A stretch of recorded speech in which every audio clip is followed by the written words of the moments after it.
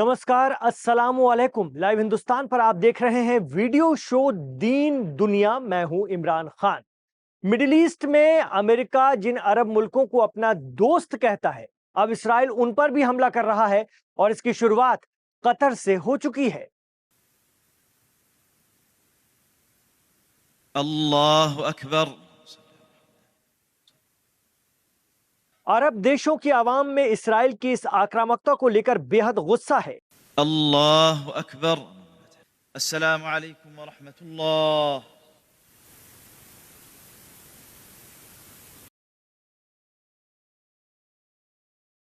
Middle east के अरब देशों ने अपना पैसा, अपना रुआब, सब कुछ अमेरिका के हाथों में रख छोड़ा है। ऐसे में कतर के दोहा में हुए हमले के बाद अगर अरब देशों की गैरत कुछ जाग भी रही है तो वो क्या ही कर पाएंगे। मान लीजिए अगर वो इसराइल पर कोई मिलिट्री एक्शन का प्लान बनाते भी हैं, तब भी उन्हें अमेरिका का मुंह ही देखना पड़ेगा। उनकी हैसियत नहीं है कि अमेरिका के बिना चाहे वो कुछ भी कर सकें। तो कतर पर अटैक के बाद जबरदस्त खलबली मची हुई है अरब खित्ते के मुल्कों के बीच में।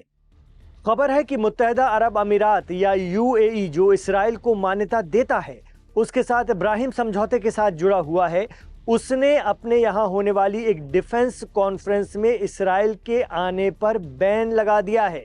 यूएई के प्रेसिडेंट कतर पहुंचे और उन्होंने कतर के साथ पूरी तरह से खड़े होने की बात कही है, अपनी यकजहती का इजहार किया है। खबर तो यह भी आ रही है कि प्रेसिडेंट ट्रंप भी बेहद नाराज हैं इसराइल से, जो उसने कतर पर इस तरह से अटैक किया। कुछ मीडिया रिपोर्ट दावा कर रही हैं कि प्रेसिडेंट ट्रंप ने इसराइल के पीएम नेतन्याहू को फोन किया और कहा था कि ऐसी हरकत दोबारा नहीं होना चाहिए। प्रेसिडेंट ट्रंप ने पीएम नेतन्याहू और उन्हें सलाह देने वालों से पूछा है कि आप लोग ऐसा कर कैसे सकते हैं। लेकिन मुस्लिम और अरब ममालिक के भड़कने और प्रेसिडेंट ट्रंप के गुस्से के बावजूद पीएम नेतन्याहू अपने मौकिफ पर अडिग हैं। उनके मुताबिक उन्होंने कतर पर हमला करके जो किया है वो सही किया है। वो धमका रहे हैं कि हमास के लोग दुनिया में जहां कहीं भी होंगे, इसराइल उनका पीछा करेगा और उस देश में घुसकर उन्हें मारेगा, जैसे कतर में किया। एक्सपर्ट कहते हैं कि अमेरिका का सख्त रुख और अरब देशों का इस तरह से हावी होते दिखना फिर वही छलावा है जो अरब देशों की मुस्लिम आवाम को छलने के लिए बरसों से किया जा रहा है। अमेरिका ऐसे हालात में अक्सर यही दिखाता है कि जो कुछ हो रहा है उसमें अमेरिका की मर्जी शामिल नहीं है, लेकिन सच्चाई इससे बरअक्स है।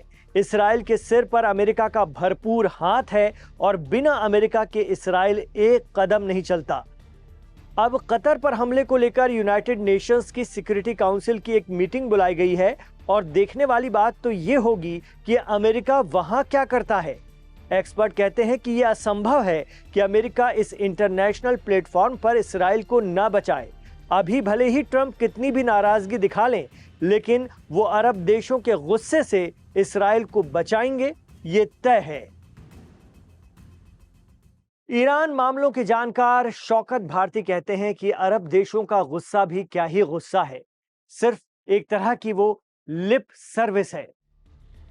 ये वो लिप सर्विस है या बातें बनाने की कला है जो वो बरसों से कर रहे हैं। सऊदी क्राउन प्रिंस मोहम्मद बिन सलमान का आज का बयान हो जिसमें उन्होंने इस हमले को कतर की खुद मुख्तारी पर अटैक बता दिया, या फिर कतर के पीएम की धमकी जिसमें वो पीएम नेतन्याहू को वॉर क्रिमिनल कहते हुए न्याय के कटघरे में लाने की बात कहते हैं, ये सब बातें कहने के लिए हैं, सिर्फ कहने के लिए। शौकत भारती कहते हैं कि अगर एक्शन लेना होता तो अरब देश सबसे पहले इसराइल के साथ अब्राहम अकॉर्ड तोड़ते, उसे मदद देने के सारे रास्ते बंद करते, लेकिन ऐसा होगा नहीं। बात वही है कि बिना अमेरिका की मर्जी के अरब देश कुछ नहीं है, बस वो अपनी आवाम को बहलाने के लिए ही कुछ करते दिख रहे हैं। हाँ, लेकिन इतना जरूर है कि इस बार इसराइल के जरिए कतर की चौखट लांघे जाने के बाद मिडिल ईस्ट में अरब देश निंदा या मजम्मत से थोड़ा आगे बढ़ते हुए कोई कदम उठाते नजर जरूर आ रहे हैं। लेकिन कतर का या अरब मुल्कों का मिलकर के इसराइल के खिलाफ मिलिट्री एक्शन लेना ये तो बिल्कुल असंभव बात है, बहुत दूर की बात है। अभी 4 दिन पहले ही ईरान के supreme leader Syed Ayatollah Ali Khamenei ने कहा भी था कि यही वो वक्त आ चुका है कि अरब देशों को, मुस्लिम ममालिक को इसराइल के खिलाफ एकजुट होकर के अपनी एकता दिखाने की, अपनी यकजहती दिखाने की अब जरूरत आन पड़ी है। खामनेई ने कहा था कि मुस्लिम मुल्कों को गजा के पीड़ितों के साथ खड़े होना पड़ेगा। वक्त आ गया है कि मुस्लिम और गैर मुस्लिम मुल्क फिलिस्तीन के मुद्दे पर एकजुटता दिखाएं। इमाम खामनेई ने कहा कि चुप्पी और गैर फ़ाल होना यानी निष्क्रिय होना इस वक्त सही नहीं रहेगा। उनका इशारा अरब मुल्कों की तरफ था। मुस्लिम मुल्कों को अपनी ताकत और तेल से आई अमीरी के दम पर डिप्लोमेटिक तरीके से इसराइल पर दबाव डालना चाहिए। ईरान के सुप्रीम लीडर ने कहा भी था कि सभी मुल्क इसराइल के साथ कारोबारी और सियासी रिश्ते खत्म करें। और खामनेई के इस बयान के महज 2 दिन बाद ही इसराइल ने कतर पर हमला अंजाम दे दिया। अब अरब देश आनन फानन में इसराइल के खिलाफ बयान तो दे रहे हैं, लेकिन कोई एक्शन नहीं लेंगे, ये भी तय है। जब अगर इसराइल की तेल सप्लाई रोकने और इब्राहिम समझौते से बाहर आने का ही अरब देश सोच लें तो मिडिल ईस्ट में इसराइल के गलबे को टक्कर मिल जाएगी। सऊदी के क्राउन प्रिंस हो या यूएई के राष्ट्रपति या फिर कतर के अमीर, सब घबराए हुए हैं, जबकि पीएम नेतन्याहू अपने एक्शन को जायज बता रहे हैं।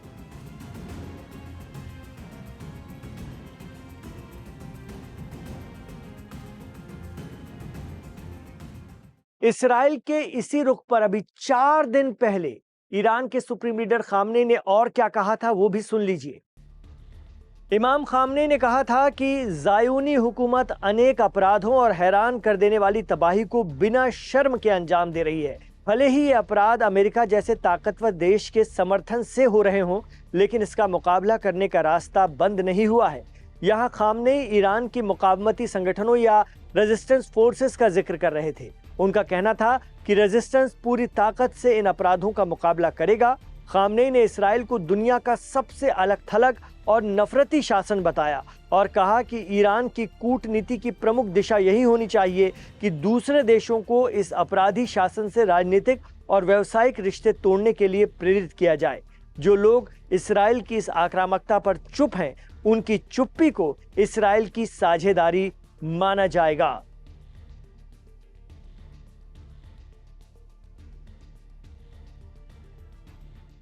तो गजा की आंच अब अरब देशों तक पहुंची है, तो वो बोल रहे हैं। लेकिन क्या आपको लगता है कि वो इसराइल के खिलाफ मिलकर कोई बड़ा एक्शन ले पाएंगे? और अगर वो एक्शन लेना भी चाहें तो क्या कुछ कर सकते हैं? ये हमें आप कमेंट बॉक्स पर जरूर बताइएगा। इमरान खान के साथ अगर आप आखिर तक जुड़े रहे हैं तो गुजारिश रहेगी कि आप हमारे इस शो को दुनिया के किस हिस्से से देख रहे हैं वो भी जरा कमेंट बॉक्स में एक बार फिर बताइए। बहुत दिनों से आपसे हमने ये सवाल नहीं किया था, तो आज फिर वही सवाल आपके सामने रखता हूं। बताइए कि आप हमें इस वक्त कहां से देख रहे हैं, जरूर लिखिएगा कमेंट बॉक्स पर। हमें अच्छा लगता है, पता चलता है कि हिंदी और उर्दू को जानने समझने वाले दुनिया के किस किस हिस्से में रहते हैं, मिडिल ईस्ट के अलावा भी कहां से हमें देख रहे हैं। आपसे गुजारिश रहेगी कि हमारे चैनल लाइव हिंदुस्तान को सब्सक्राइब कीजिए। ये वीडियो पसंद आया तो इसे लाइक करके आगे बढ़ाइए। इमरान खान के साथ जुड़ने के लिए बहुत शुक्रिया। अपना ख्याल रखिए, अपनी दुआओं में हमें याद रखिए।